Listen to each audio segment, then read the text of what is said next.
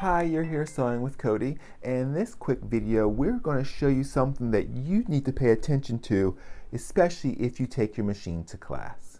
So if you end up liking this quick video, give it a thumbs up, subscribe to the channel, check out the merchant shop below to find some goodies, and some of the proceeds from the products sold there go to help support the channel. So let's take a closer look and see what it is we need to pay attention to if we bring our machine to class or retreat. So one thing you need to really pay attention to, because I can't tell you how many times customers come to class and something's wrong with their machine. It's not anything that's functional in a sense. There's nothing actually wrong with it, but so many times customers come to class with their machine, especially if the machine's been sitting on their cabinet for a while, and they come to class and their machine is rocking. What that means, I know right away. What it is underneath our machine, I'll show you. Underneath our machine, which many of you may not have even looked at, but if you look underneath your machine, this is the case for all of our BERNINAs, we have these rubber feet.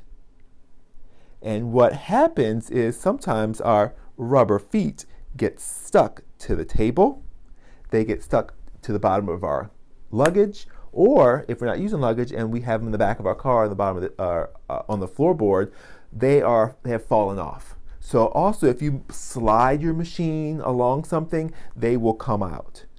I don't know why these aren't glued to the machine, but what happens is they get left behind. Either they get left behind in a class, at a retreat, usually it's at home, or in your car.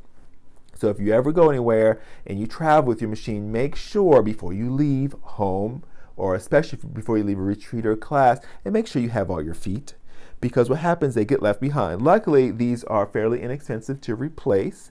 All of your BERNINA dealers should have them on hand. If not, they can definitely order you some. And you really shouldn't be using your machine without having it level, especially when you're embroidering. You don't want any wobble, because it can mess up the connection point of your machine. So what happens is if you do have yours fall out, they easily go back in. So you just take it, kind of squeeze it, give you something to hold on to. And usually I find if you kind of rotate it, you'll be able to get it go right back in. And that's it. And then once you set her back up,